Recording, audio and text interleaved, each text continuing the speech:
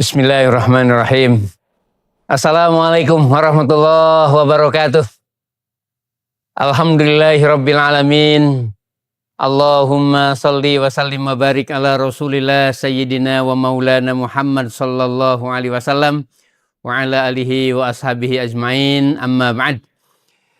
Kita sangat bersyukur kembali bertemu dalam kebaikan, kemuliaan, dan insya Allah dalam fadilah Ramadan yang penuh dari Allah Subhanahu wa Ta'ala.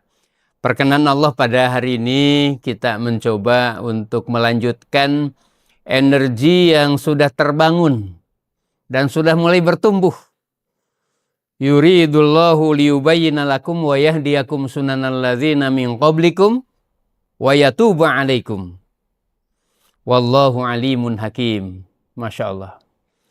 Jadi antara keinginan kita untuk melaju, ngegas, full, dan merasakan nikmat-nikmat yang membahagiakan, hatta dari perkara-perkara yang paling kecil, saya yakin sudah mulai dirasakan. Kalaupun memang tidak mudah. Tapi catat baik-baik.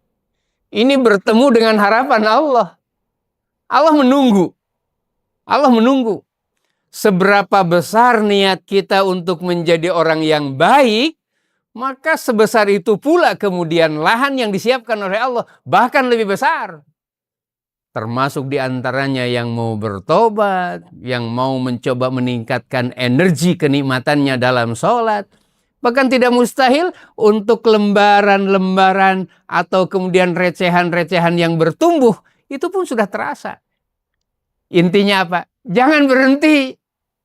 Terus kita munajatkan dan terus kita paksakan. Insya Allah lebih ringan di bulan Ramadan ini. Kenapa? Karena inilah salah satu metode yang disiapkan oleh Allah Subhanahu wa Ta'ala, dan ini sudah berjalan berlaku kepada orang-orang yang terdahulu. Sebagaimana disampaikan tadi, wa yahdiyakum sunanal ladzina min qablikum.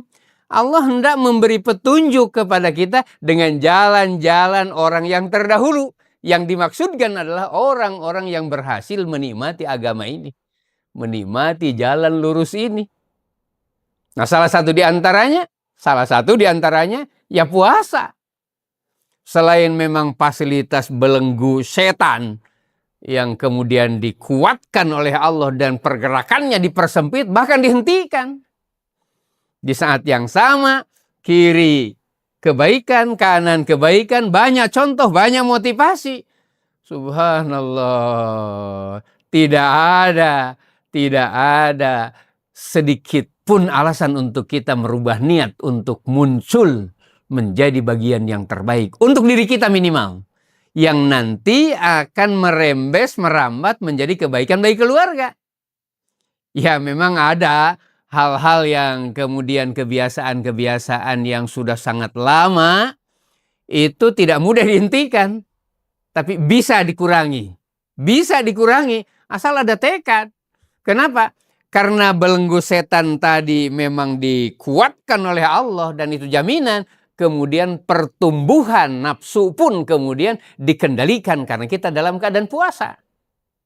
Jadi ketemu kan? Kebiasaan lama ya untuk meninggalkan semuanya memang tidak mudah. Tapi jangan sampai kita kemudian beralasan karena ini sudah jadi kebiasaan, sudah jadi kecanduan, kita tidak punya tekad untuk berubah.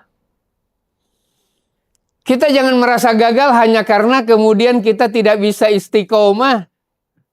Insya Allah asal kita memulai, kemudian ada orang yang terdekat dengan diri kita, ada alarm dari jiwa kita untuk selalu mengingatkan.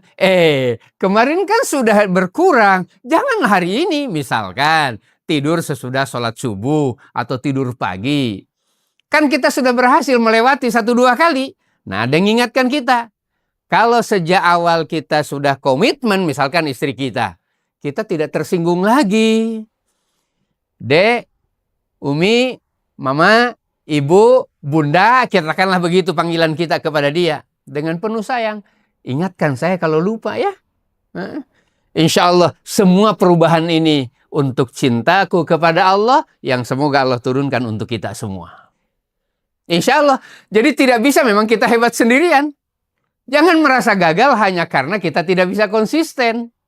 Yang paling penting itu niat dijaga, kemudian ada kesiapan untuk diingatkan.